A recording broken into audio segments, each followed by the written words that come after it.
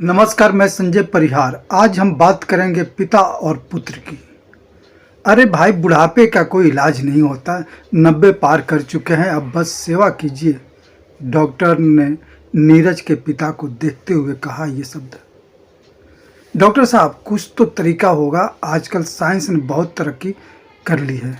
नीरज ने चिंतित स्वर में कहा। नीरज बाबू, मैं अपनी तरफ से दुआ ही कर सकता हूँ, बस आप इसे खुश रखिए। इससे बेहतर कोई दवा नहीं है, और इन्हें लिक्विड देते रहिए जो इन्हें पसंद हो। डॉक्टर ने मुस्कुराते हुए अपना बैग समेटा और बाहर निकल गए। नीरज अपने पिता की हालात से बहुत चिंतित था। उसे यह सोचकर ही बेचैनी होती थी कि पिता के बिना जीवन कैसा होगा। माँ के गुजरने के बाद अब सिर्फ पिता का आशीर्वाद ही था जो उसे जीने की ताकत देता था। उसे अपने बचपन और जवानी के दिन याद आने लगे, जब पिता हर दिन कुछ न कुछ लेकर घर आते थे। बाहर हल्की बारिश हो रही थी, मानो आसमान भी दुखी हो। नीरज ने खुद को संभाला और पत्नी राधिका से कहा, राधिका, आज सबके लिए मूंग दाल के पकौड़े और हरी चटनी बनाओ। मैं बाजार से जलेबी लेकर आता हूँ।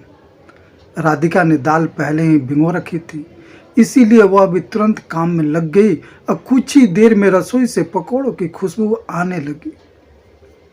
फिर तो क्या मज़ा ही आ गया। नीरज भी जलेबियाँ लेकर घर लौट आया था। उसने जलेबी रसोई में रखी और पिता के पास बैठ गया। उनका हाथ अपने हाथ में लेकर नीरज बोला, पापा, आज आपकी पसंद की चीज़ें लेकर आया हूँ, थोड़ी सी जलेबी खाएंगे? पिता ने धीरे से आंख खोले और झपकाई और हल्की मुस्कान दी। वो धीमी आवाज़ में बोले, पकौड़े बन रहे हैं क्या? हाँ पापा, आपकी पसंद की हर चीज़ें अब मेरी भी पसंद है। राधिका, जरा पकौड़े और जलेबी तो ले आओ, नीरज ने आवाज़ लगाई। राधिका प्लेट में पकौड़े और जलेबियाँ लेकर आई। नीरज ने पकौड़ा उठाकर पिता को दिया। लीजिए पापा, एक और लीजिए, उसने कहा। बस अब पेट भर गया, थोड़ी जलेबी दे दो, पिताजी बोले। नीरज ने जलेबी का एक छोटा सा टुकड़ा उठाकर उनके मुंह में डाल दिया। पिता उसे प्यार से देख रहे थे। नीरज, सदा खुश रहो बेटा, मेरा दाना पानी अब पूरा हो गया, पिता बोले। पापा, आपको तो सेंचुरी पूरी करनी है, आप मेरे तेंदुलकर हो। नीरज की आंखों में आंसू आ गए। पिता मुस्कुराए और बोले, तेरी माँ पवेलियन में इंतजार कर रही है, अगला मैच खेलना है। मैं तुम्हारे बेटे के रूप में लौटूंगा, तब खूब खाऊंगा बेटा, उस समय खूब खाऊंगा। पिता उसे देखे जा रहे थे। नीरज ने प्लेट एक तरफ रख दी, लेकिन पिता की आंखें लगातार उसकी ओर टिकी रही।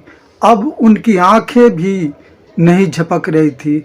नीरज समझ गया कि पिता की जीवन यात्रा पूरी हो चुकी थी। तभी उसे याद आया कि पिता अक्सर कहते थे, श्राद्ध पर कौवा बनकर खाने नहीं आऊँगा, जो खिलाना है अभी खिला दे। माँ बाप का सम्मान करें और उन्हें जीते जी खुश रखें। दोस्तों, कहानी कैसी लगी कमेंट करके ज़रूर बताएं। कहानी अच्छी लगी तो पोस्ट को लाइक और शेयर कर दीजिए, कमेंट वगैरह भी कर दीजिए। जय श्री राम।